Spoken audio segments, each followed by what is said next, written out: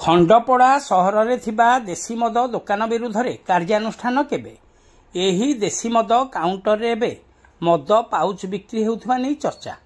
एठारे देशी मद पाउच कारोबार रे संपृक्त थिबा स्थानीय अंचलर सुर सूर्या और प्रफुल्लंक परी असामाजिक व्यक्ति बंधा हेबे केबे ताहाकु नै प्रश्न सृष्टि।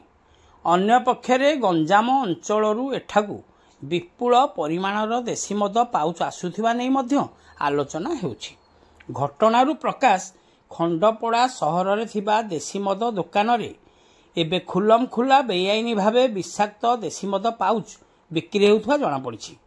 सूचना योग्य एही देशी मद दुकान रे पूर्वरू बहु परिमाणर देशी मद पाउच जमा होई रहिथिया बेले स्थानीय किछि लोके बाहरु ताला पकाई देई जिला अबकारी विभाग को खबर देथिले और नयागढ़ जिला अबकारी विभाग पक्षरु एही देशी मद दुकानटी को मध्य सील करा जायथिला।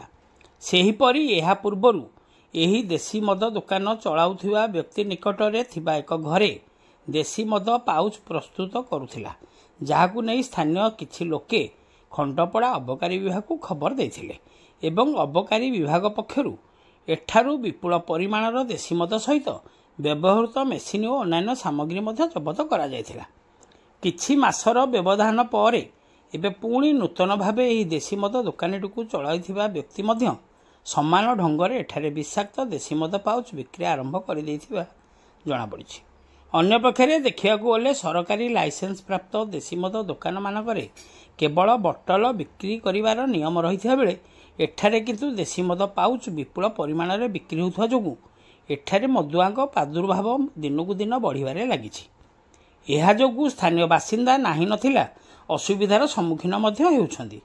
एही देशी मद कारोबार रे स्थानीय अंचलर सुर सूर्या प्रफुल्लंक ठारू आरंभ करी बहु असामाजिक व्यक्तिंक संपृक्ति रहिथा बेले एही कारोबारर चेर गंजाम अंचल पर्यंत लंबिथिबा नै आलोचना हेउछि। एही देशी मद दुकानटी एठारे हेबा दिन ठारू मध्य स्थानीय बासिंदा मानक मध्यरे तीव्र असंतोष प्रकाश पाई आसुछि। एपरिकी आवश्यक स्थले एठारे थिबा स्कूल मंदिर और मार्केट आदि जीवा पाई ए रास्ता देई स्थानीय बासिंदा माने सुरक्षित मने करूनाहांती। एही देशी मद दुकानटी को एठारू स्थानांतरित करिवा नै बहुबार अभियोग होई आसुथिले मध्य कौनसी पदक्षेप निया जाउ नाही। तेणु एही देशी मद दुकान प्रति खंडपड़ा अबकारी विभाग और जिला अबकारी विभाग पक्षरु स्वतंत्र दृष्टि देई दृढ़ पदक्षेप नेबा पई साधारण दाबी होछि।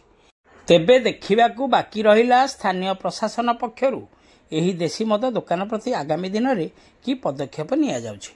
खंडपड़ारू संतोष कुमार साहू को रिपोर्ट, खंडपड़ा खबर।